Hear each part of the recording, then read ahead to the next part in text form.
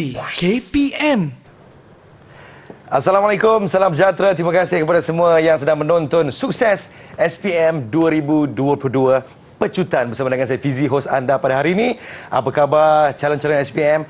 Abang Fizi harapkan anda bertenang dan fokus sentiasa tentang apa yang bakal kita pelajari pada hari ini. Baiklah, hari ini berita baik kepada anda yang mengambil pengajian kejuruteraan mekanikal. Sama-sama kita akan selusuri kita punya mata pelajaran pada hari ini. Baiklah, kita nak bersama-sama dengan cikgu kita daripada Johor katanya. Siapa dia ya?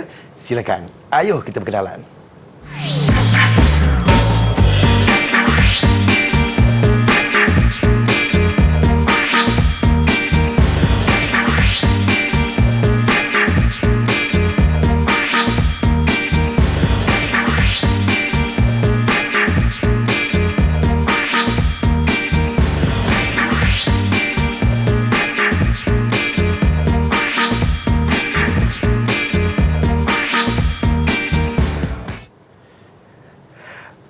Kita bersama-sama dengan Cikgu Ju. Apa khabar Cikgu? Alhamdulillah baik, Fizi. Alhamdulillah. Nampak segar Cikgu hari ini. InsyaAllah segar.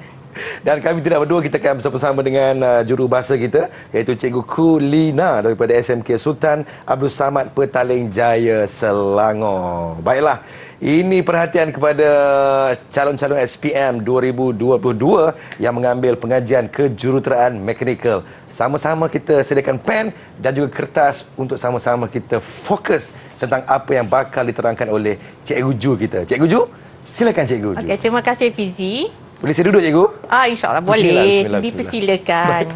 Saya Cikgu. Okey, jadi buat permulaannya, Cikgu akan menerangkan berkaitan dengan format pentafsiran bagi pengajian kejuruteraan mekanikal kertas 3760/1. Dan apabila Cikgu pergi kepada soalan-soalan nanti, Cikgu akan menerangkan juga kepada murid-murid berkaitan dengan teknik menjawab soalan pengajian kejuruteraan mekanikal. Okey, siap. Cikgu harap semua telah bersedia. Sedia Cikgu. Okey, jadi di sini Cikgu tunjukkan apakah topik-topik yang perlu dikuasai oleh semua murid-murid yang mengambil mata pelajaran ini. Okey, jadi kalau kita lihat di sini, untuk tingkatan 4, ada 4 modul yang perlu dikuasai oleh murid tadi. Okey, yang pertama sekali, modul 1 berkaitan dengan pengenalan kepada kejuruteraan mekanikal. Okey, modul 2, bahan kejuruteraan. Modul 3, asas statik kejuruteraan. Modul 4, reka bentuk kejuruteraan. Jadi bermakna dalam tingkatan 4, murid-murid perlu menguasai 4 modul. Okey, dan untuk tingkatan 5 pula, ada 3 modul, iaitu modul 5, proses pembuatan. Modul 6, sistem elektromekanikal. Dan modul 7, reka bentuk projek kejuruteraan mekanikal. Okey, jadi di sini cikgu ingin mengingatkan kepada semua murid-murid atau calon SPM supaya menguasai ke-7 modul tersebut. Tidak ada pilihan, ya. Okey. Baik Cikgu. Okey, sekarang ni cikgu menerangkan berkaitan dengan format pentafsiran bagi kertas 3760/1. Okey, di sini kalau murid-murid lihat, ada juga kertas 3760/2. Yang ini sebenarnya adalah satu kerja khusus sahaja yang telah dibuat oleh murid-murid ataupun calon SPM sebelum bermulanya peperiksaan SPM bertulis. Okey. Jadi kalau kita lihat kepada kertas 3760/1, okey, jenis itemnya terbagi kepada 2, bahagian A dan juga bahagian B. Okey, jadi bilangan soalan untuk bahagian A ada 20 soalan. Jadi murid-murid perlu menjawab ke semua soalan. Okey, manakala untuk bahagian B ada 4 soalan, jawab semua soalan. Jadi di sini kita lihat tidak ada pilihan kepada murid-murid untuk memilih mana-mana soalan. Okey, jumlah markah pula untuk bahagian A ada 60 markah, manakala bahagian B 60 markah. Jadi jumlahnya adalah 120 markah. Okey, tempoh kertas tersebut adalah 2 jam 30 minit. Okey. Jadi antara konstruk yang akan disoal dalam SPM dalam kertas SPM 3760/1 adalah di antaranya adalah mengingat, memahami, kemahiran mengaplikasi, kemahiran menganalisis, kemahiran menilai dan juga kemahiran mencipta.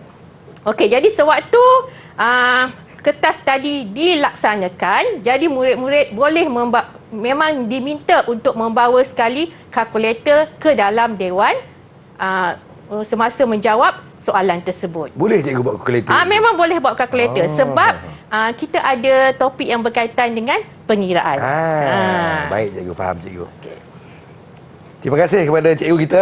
Kita harapkan apa yang terangkan oleh Cikgu Ju dapat diberikan perhatian kepada semua calon-calon SPM yang sedang menonton kita pada hari ini. Baiklah, kita akan selusuri selepas ini dengan lebih lanjut sama-sama. Kita rehat seketika, teruskan menonton Didik TV KPM. Sukses SPM 2022 Pecutan. Didik TV KPM. Terima kasih kepada anda yang sudi menonton Didik TV KPM dan anda sedang bersama-sama dengan saya Fizi yang sedang mengendalikan Sukses SPM 2022 Pecutan khas untuk calon-calon SPM 2022. Hari ini kita akan sama-sama belajar dan juga imbas kembali tentang mata pelajaran pengajian kejuruteraan Mechanical Kertas 1. Kita bawakan Cikgu Juraidah Johan daripada SMT Johor Bahru ataupun Sekolah Menengah Teknik Johor Bahru pada hari ini. Baik cikgu, kita teruskan cikgu. Okey, terima kasih Fizi. Sama-sama cikgu. Okey, jadi kisah cikgu akan terangkan kepada murid-murid berkaitan dengan soalan-soalan bahagian A. Okey, jadi di sini kita lihat dahulu kata tugasnya. Okey.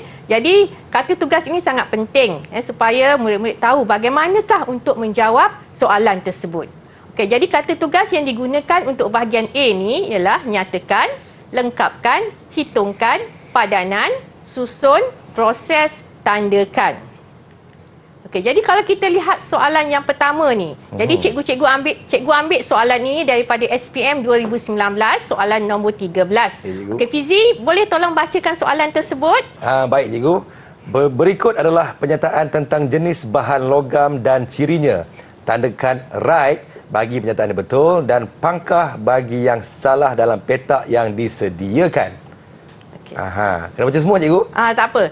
Okey Fizi, kalau Fizi lihat kepada soalan tadi, Ya, apakah kata tugas yang diminta kepada Fizi untuk menjawabnya? Tandakan right bagi penyataan yang betul dan pangkah bagi yang salah dalam petak yang disediakan cikgu. Okey, betul Fizi. Ya, jadi dekat sini yang paling penting sekali murid-murid perlu patuh kepada arahan kata tugas tersebut. Jadi kalau kita lihat kepada soalan tersebut, tandakan right bagi penyataan yang betul dan pangkah bagi yang salah dalam petak yang disediakan.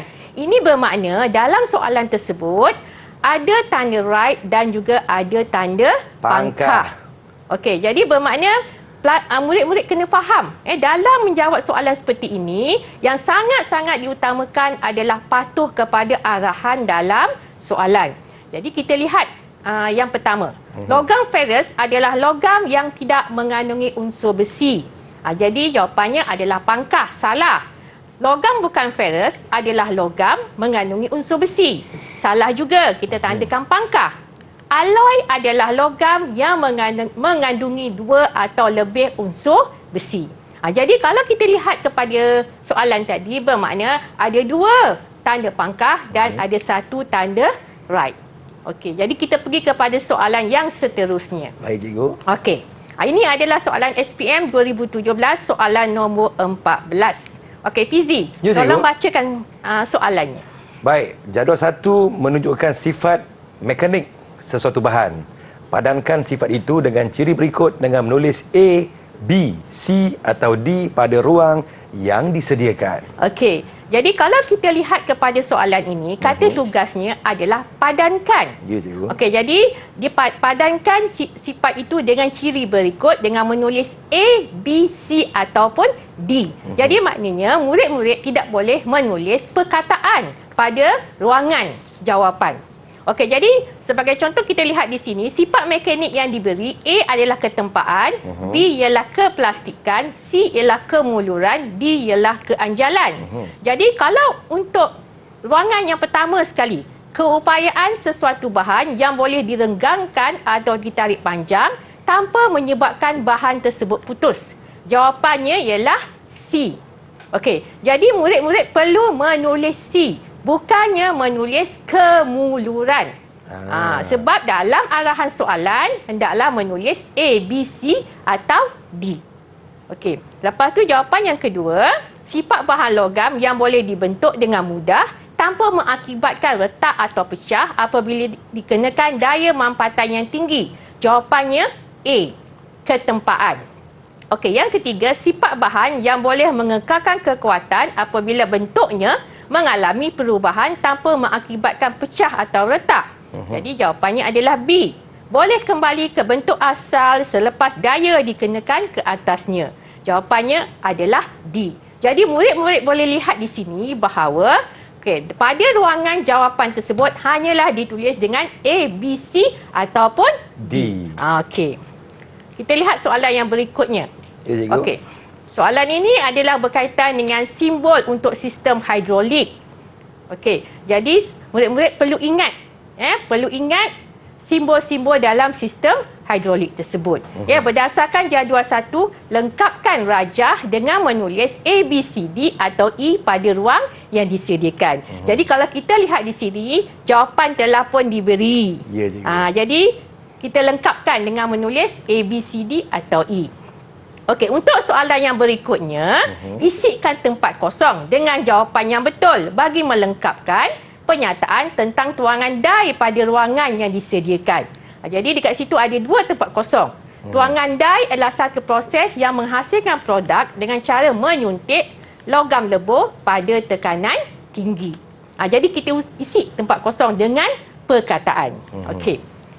Okey, dekat soalan yang berikutnya untuk SPM 2019 pula, nyatakan 4 bidang kejuruteraan mekanikal pada ruang yang disediakan. Okey, dalam soalan ini hanya minta 4 jawapan sahaja. Jadi kalau cikgu tunjukkan di sini, okey, jawapan-jawapannya, okey, ada 6 jawapan boleh diberi oleh murid-murid tadi. Cuma cikgu nak ingatkan di sini, kalau minta 4 sahaja, murid-murid perlu hanya menulis 4 sahaja. Tak perlu menulis lebih daripada 4. Kalau tulis lebih daripada 4, cikgu? Hanya akan dikira sebelah 4 sahaja. Ya. Jadi bermakna, murid-murid hanya menulis sebab kita kena lihat ruangan yang disediakan adalah untuk 4 jawapan. Jadi perlu menulis 4 sahaja. Dengar tu kawan-kawan. Jadi pastikan pilihan tu betul lah.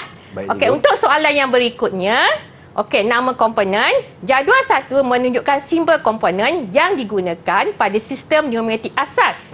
Lengkapkan jadual 1 dengan menyatakan nama komponen pada ruang yang disediakan. Jadi untuk soalan seperti ini, murid-murid perlu ingat simbol bagi komponen tersebut.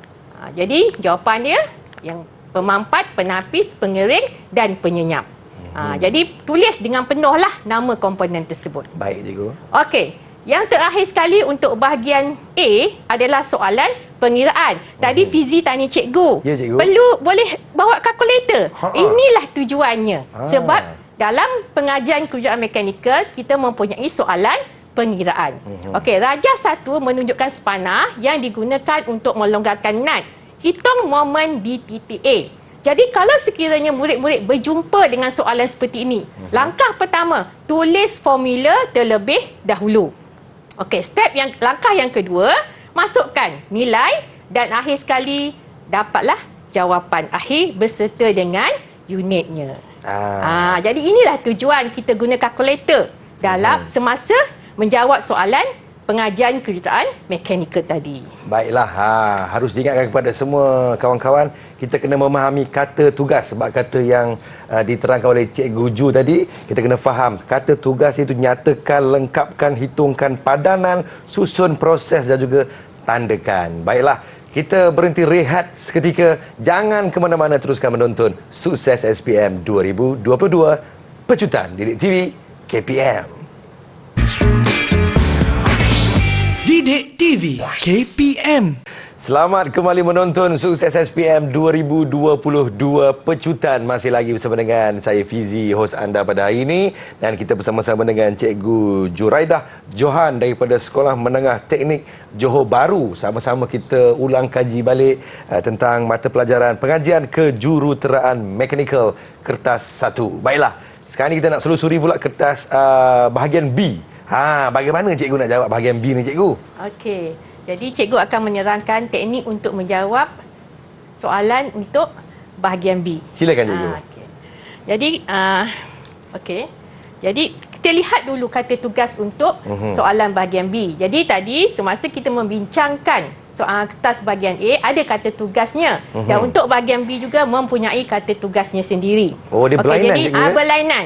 Okey. Jadi kalau kita lihat di sini, kata tugas yang digunakan untuk bahagian B ialah terangkan, huraikan, hitungkan, bezakan, bandingkan, tentukan dan buktikan. Jadi cikgu nak tanya Fizi lah. Ya, cikgu. Kalau Cik Fizi tengok kepada kata tugas ini, apakah gambaran yang Fizi nampak dengan kata tugas tersebut? Dia perlu lebih panjang, cikgu. Okey, betul Fizi. Daripada segi jawapannya, cikgu. Ya, betul. Betul.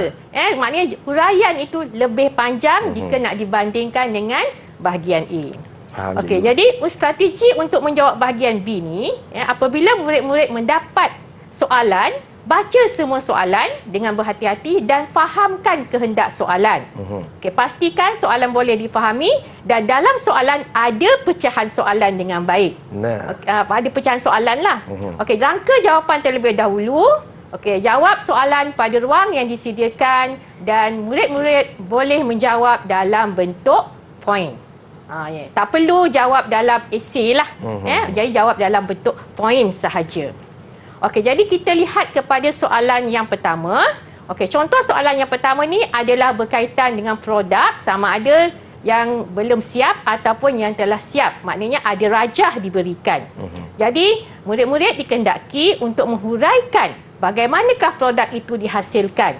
Jadi, apabila murid-murid berjumpa dengan soalan seperti ini, jadi huraian murid-murid hendaklah mengikut langkah-langkah kerja atau proses dengan betul. Maksudnya mengikut urutan yang betul. Jadi sekiranya murid-murid rasa bahawa lakaran boleh membantu untuk memberi lebih kefahaman kepada murid, lakaran juga boleh dibuat walaupun tidak diminta dalam soalan. Jadi dalam rangkah kerja proses menghasilkan sesuatu produk ini ada banyak yang telah murid-murid pelajari. Contohnya, proses untuk menyimpan alkalogam. Jadi di sini cikgu tunjukkan sebab banyak langkah kerja yang perlu murid ingat. Jadi murid boleh mencari satu cara yang mudah. Sebagai contoh yang cikgu beri di sini adalah menggunakan akronim lah. Supaya membantu nak mengingat sebab dalam pengajian kejuruteraan mekanikal ada proses mengimpal, ada proses menggerudi, meribet dan sebagainya. Jadi ini boleh membantu murid-murid untuk mengingat. Jadi murid-murid boleh buat macam mana yang cikgu tunjukkan ini. Ya, cikgu. Okey. Jadi kita lihat soalannya. Okey, rajah 1B menunjukkan produk yang dihasilkan daripada kepingan keluli lembut berketebalan 1.5 mm. Bahagian yang berlabel X akan disambung dengan menggunakan kaedah meribet. Okey, berdasarkan rajah 1B, huraikan langkah kerja proses semasa menggerudi pada kepingan keluli itu. Okey, soalan B, huraikan bagaimana proses meribet dilakukan untuk membentuk produk itu.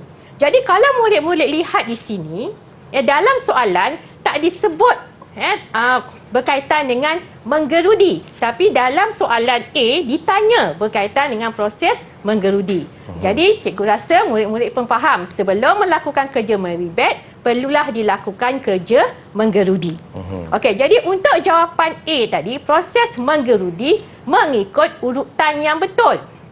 Okey, jadi cikgu tunjukkan di sini jawapannya. Yang pertama, tekan switch on machine. Yang kedua, biarkan spindle mesin berputar seketika. Ketiga, pegang pemegang dengan kemas. Yang keempat, mulakan operasi menggerudi secara perlahan. Kembalikan pemegang pada kedudukan asal. Okey, yang dipaparkan di sini pula adalah jawapan bagi B, iaitu proses meribet. Okey, jadi kalau kita lihat kepada jawapan ini, ada 10 langkah kerja yang perlu dilakukan sewaktu proses meribet. Okey, jadi cikgu tunjuk contoh kesilapan semasa menjawab tadi. Okey, jadi kalau kita lihat di sini, sila kesan kesalahan pada jawapan tersebut. tadi cikgu ada bagi tahu bahawa sebelum kita melakukan proses meribet perlu lakukan apa? Fizik. Menggerudi. Ya, menggerudi. Jadi kalau kita lihat kepada jawapan yang diberi di sini, ada tak langkah kerja menggerudi? Tak ada je. Tak ada. Jadi bila satu langkah kerja yang sangat penting dilakukan tiada dalam jawapan, jadi jawapan yang berikutnya walaupun betul cara jawabnya, tapi disebabkan tiada langkah menggerudi, maka dianggap salah. Aduh. Ya. Jadi kalau kita lihat dekat sini yang berwarna merah tu. Mula daripada letakkan pin ribet ke dalam lubang. Macam mana kita nak letak pin ribet ke dalam lubang? Sebab kita tak lakukan proses menggerudi. Lubang Jadi tak ada, cikgu. itulah. Jadi langkah yang berikutnya tiada markah diberikan. Jadi sebab itu saya kata untuk soalan seperti ini murid-murid perlu berhati-hati. Kena faham SOP kerja tu macam mana, cikgu, ya? Soalan yang kedua pula. Baik. Soalan ini adalah berkaitan dengan pengiraan. Jadi calon perlu memahami situasi dan menyelesaikan masalah dengan membuat pengiraan. Jadi pengiraan tadi dia mempunyai rumus yang lengkap, kaedah, jawapan berserta dengan unit. Ini sebagai contoh soalan pengiraan. Jadi rajah 4 menunjukkan rasuk A dan B yang disambung oleh kabel T masing-masing di titik A dan S. Rasuk B dipasang ke dinding, manakala rasuk A dipangsi di titik Q. Rasuk A dikenakan daya F1 dan F2 di titik P. Kedua-dua rasuk berada dalam keadaan keseimbangan. Fizi. Kalau Fizi lihat kepada rajah yang diberi di sini, adakah Fizi merasakan soalan ini sukar? Atau mudah? Macam mudah, cikgu. Macam mudah. Bagus, Fizi. Sebenarnya soalan ini bukanlah sukar. Cuma pelajar kena baca soalan dan fahamkan. Cikgu tunjukkan di sini. Soalannya, dengan mengabaikan jisim rasuk, hitungkan magnitude dan arah daya paduan pada daya F1 dan F2. Jadi, daya F1, F2 berada di sini, Ustaz. Daya F1, F2. Baik, cikgu. Faham.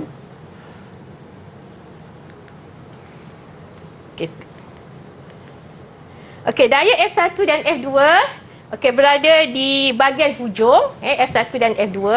Jadi bermakna kita membuat kajian hanyalah untuk F1 dan F2 sahaja.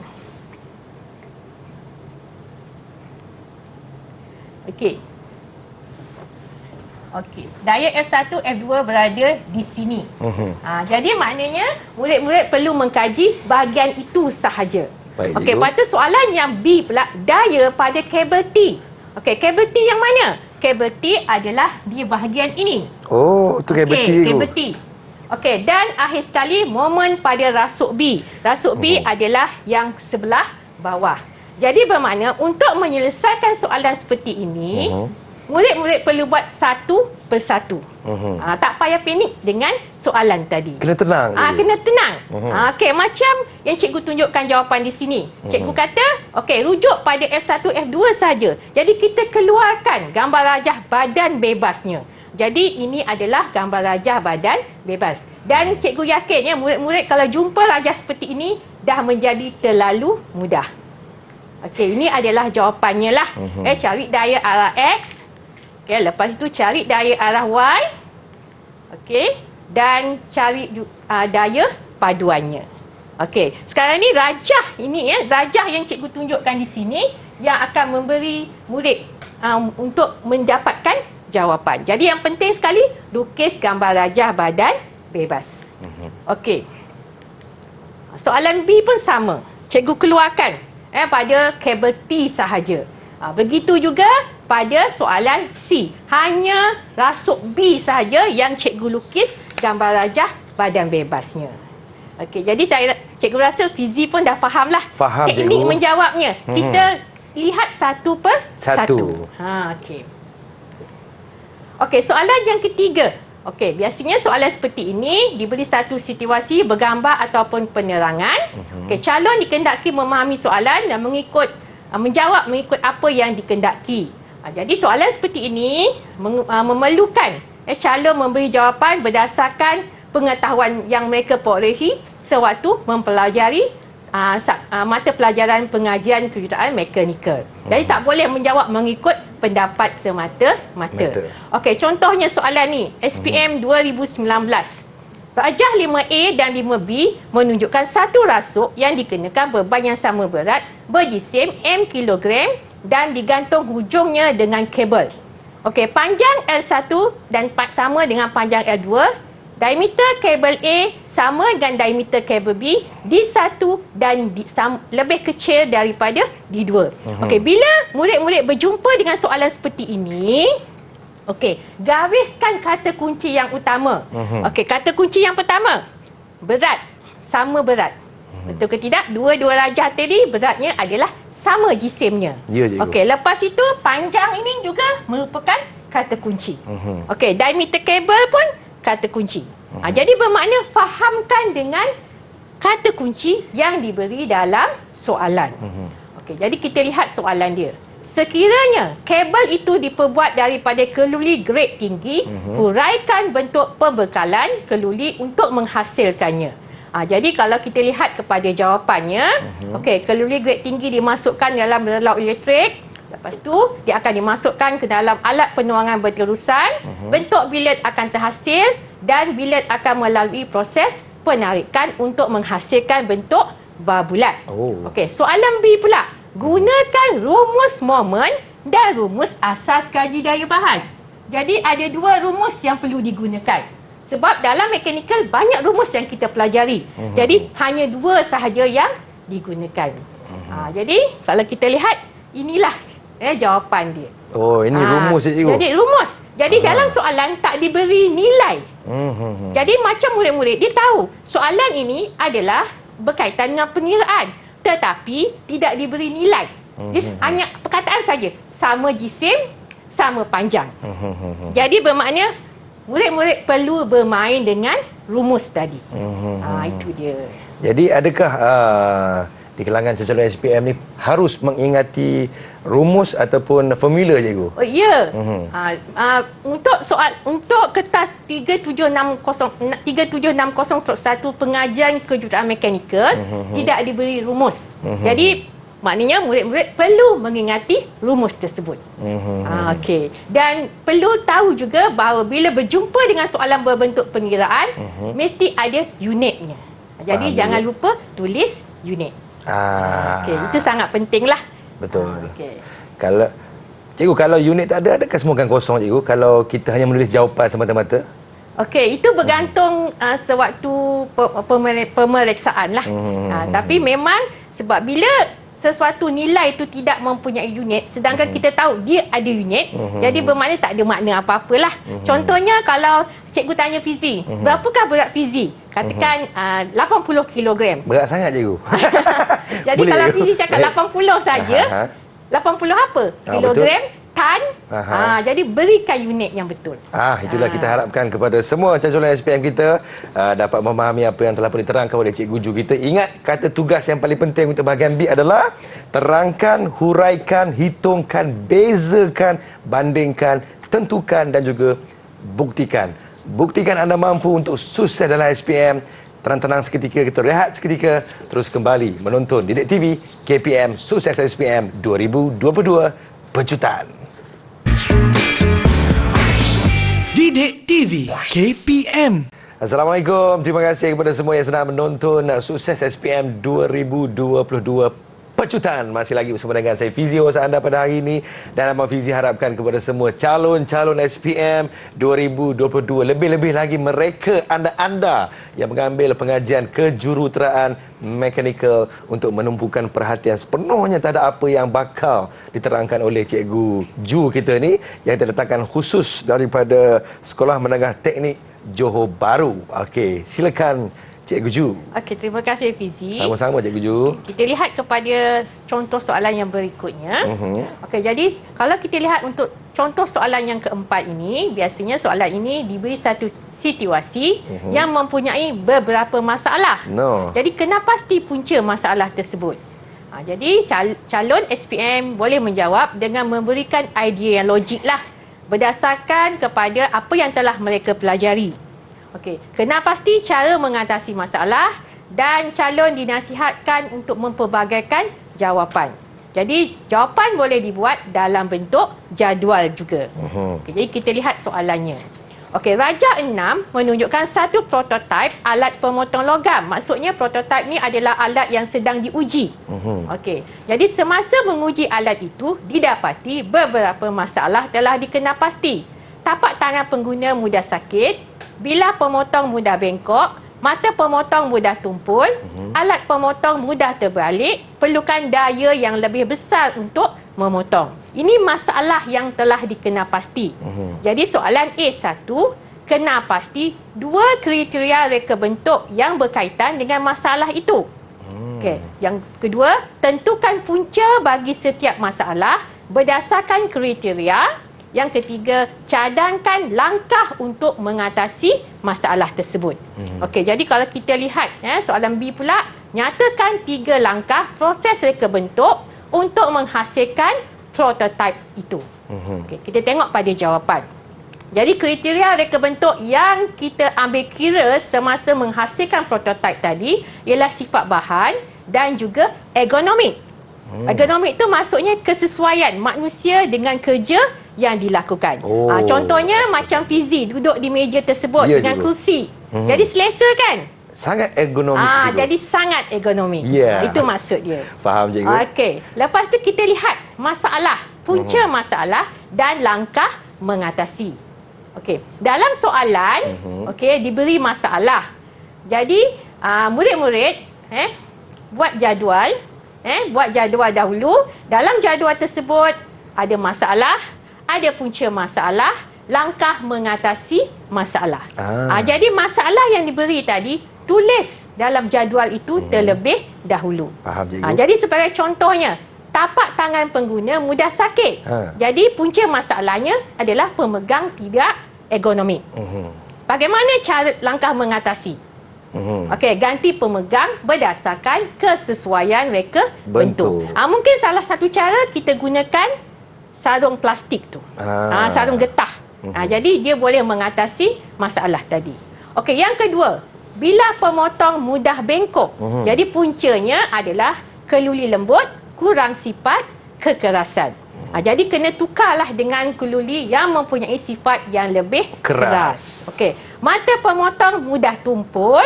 Jadi puncanya kegagalan sifat mekanik bahan ataupun kurang sifat kelasakan. Jadi tambahkan sifat mekanik kekerasan dan kelasakan ataupun murid-murid boleh menulis lakukan proses rawatan haba. Okey, yang keempat, alat pemotong mudah terbalik. Jadi di sini murid-murid kena lihat kenapa berlakunya masalah mudah terbalik. Jadi kalau kita lihat pada gambar tadi, tapaknya kecil, reka bentuknya tak stabil. Jadi apa perlu dilakukan Fizi? Kita kena stabilkan tapak jadi dia. Kita kena reka bentuk tapak yang lebih sesuai lebih besar. Okey, perlukan daya yang lebih besar untuk memotong. Kita lihat kepada puncanya, pemegang tu pendek. Jadi macam Fizi, kalau Fizi nak memotong sesuatu mesti pegang pada bahagian hujung, betul tak? Betul. Jadi kita gunakan prinsip moment, maknanya kita gantikan dengan pemegang yang lebih panjang. Okey. Jadi soalan B pula, jawapannya penetapan objektif reka bentuk, pembangunan pelbagai idea reka bentuk awalan, dan yang ketiga, kena pasti kriteria reka bentuk. Okey. Fizi faham soalan ni? Jadi apa yang Fizi faham? Buat jadual. Ya, cikgu. Okey, tuliskan masalah, punca dan cara penyelesaiannya. Okey, kita lihat pula soalan nombor 5. Silakan cikgu. Okey. Soalan ini mengandungi lebih dari satu situasi. Calon perlu menganalisis semua situasi yang diberikan. Hasil daripada analisis tersebut, calon membuat pilihan mengikut kehendak soalan. Jadi kalau kita lihat di paparan ini, jadual 1 menunjukkan data bagi 2 jenis keluli yang telah mengalami proses rawatan haba. Okey, diberi keluli X, diberi keluli Y. Okey, kandungan karbon berbeza. Okey, X 0.4%, Y adalah 0.6%. Suhu pemanasan juga berbeza. Kalau X 950 darjah Celsius, keluli Y 900 darjah Celsius. Jadi medium penyejukan, okey, keluli X lepas kita panaskan, kita celupkan di dalam air. Tetapi keluli Y, kita biarkan dia sejuk di dalam ketuhar. Di mana kita matikan suis ketuhar, biarkan di dalam. Jadi murid-murid yang mempelajari pengajian kejuruteraan mekanikal dah nampak di sini bahawa soalan ini adalah berkaitan dengan proses rawatan haba. Okey. Jadi kita lihat yang pertama, A. Nyatakan jenis rawatan haba bagi keluli X dan keluli Y. Okey, jadi jawapannya, okey, keluli X adalah proses pengerasan. Kenapa proses pengerasan? Sebab dipanaskan dan disejukkan di dalam air. Okey, keluli Y pula mengalami proses penyepuh lindapan. Penyepuh lindapan apa cikgu? Penyepuh lindapan tu adalah proses rawatan haba.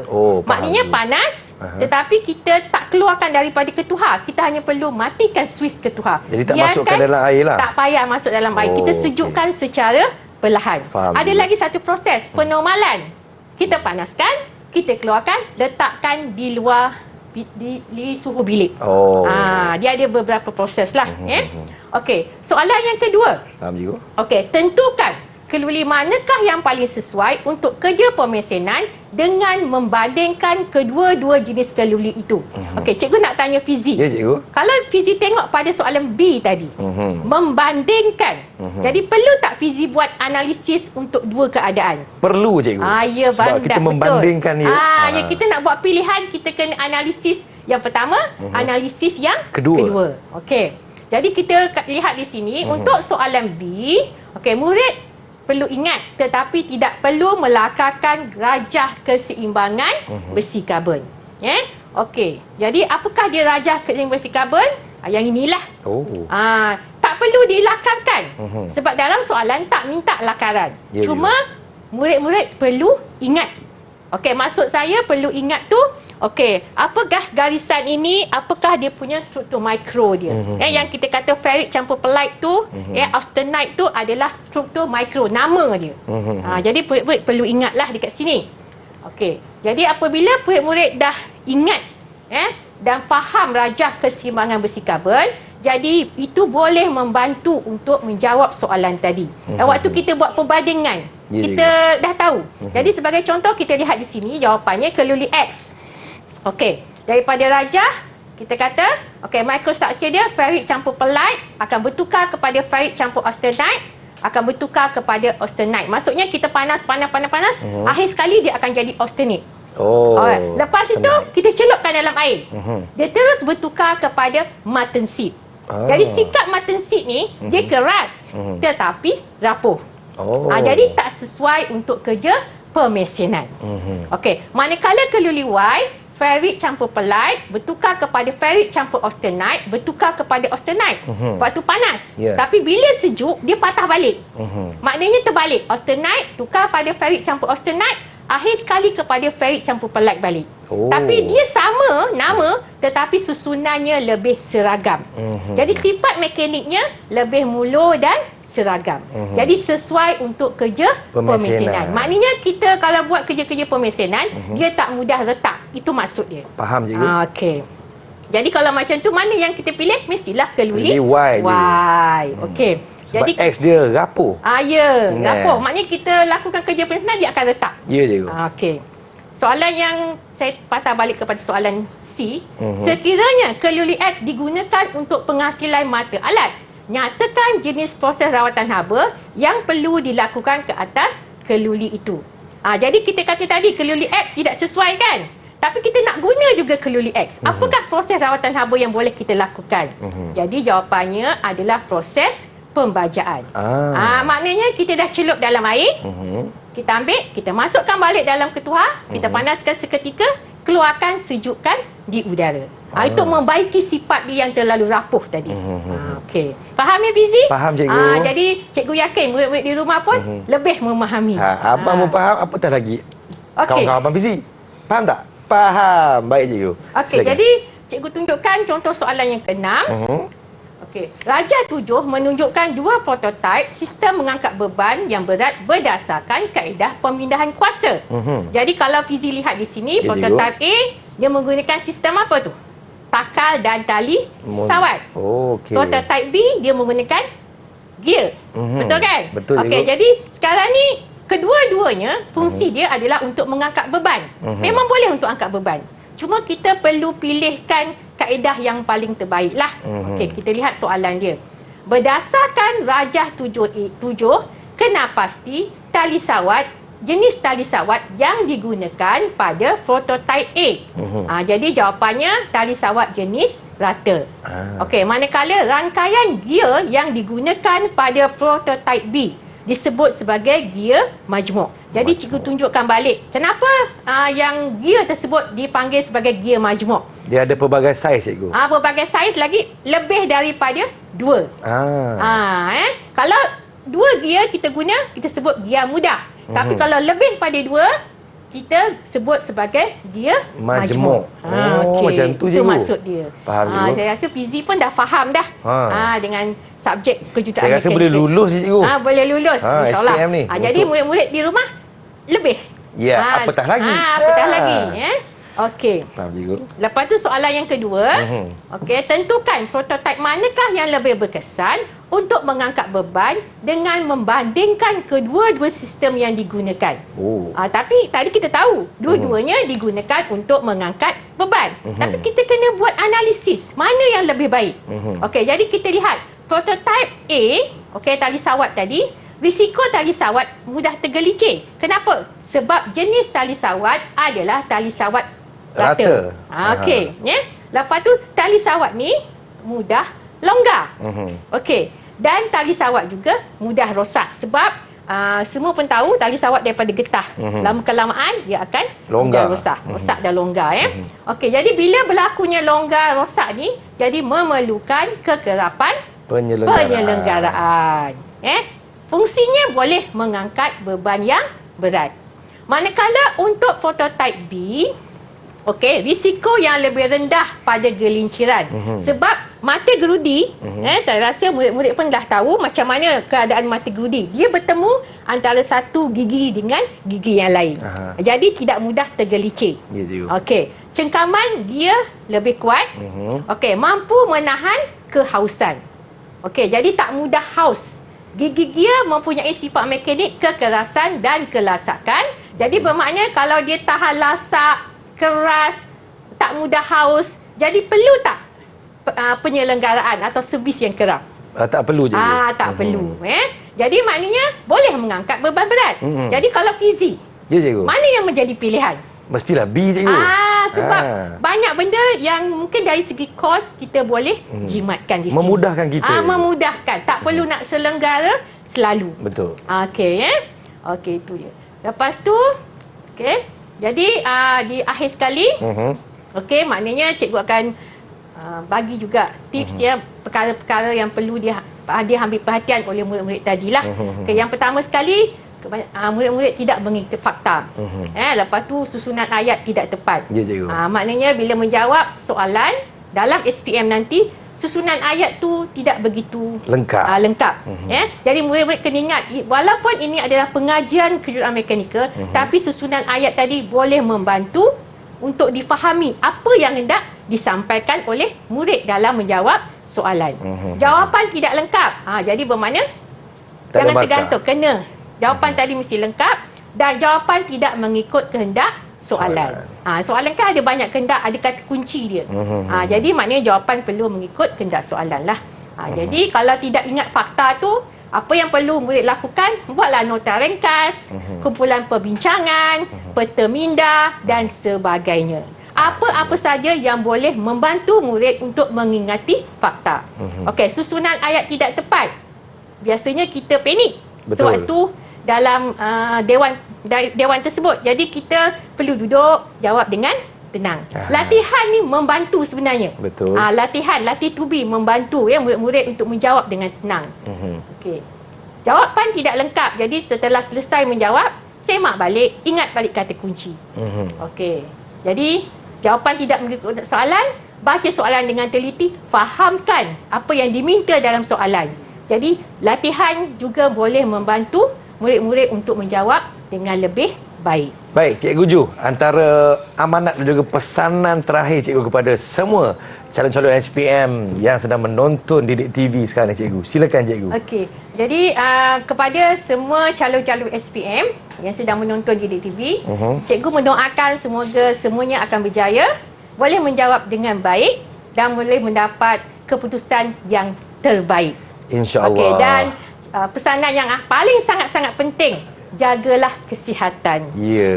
Jadi kesihatan yang baik boleh membantu murid-murid tadi menjawab dengan baik juga. Cikgu pun sama, jaga kesihatan cikgu. Terima kasih kepada Cikgu Juaradah Johan daripada Sekolah Menengah Teknik Johor Bahru atas penerangan yang telah pun diberikan kepada semua calon-calon SPM 2022, dan terima kasih kepada Cikgu Jurubahasa kita iaitu Cikgu Kolina daripada SMK Sultan Bersamad, Petaling Jaya, Selangor. Dan terima kasih kepada anda yang sudi menonton Sukses SPM 2022 Pecutan. Abang Fizi mendoakan kepada semua calon-calon SPM semoga sukses, dan ingat kata kuncinya tenang dalam setiap kita punya jawapan. Okey? Sukses selalu, jaga diri baik-baik. Assalamualaikum, jumpa lagi. Bye bye.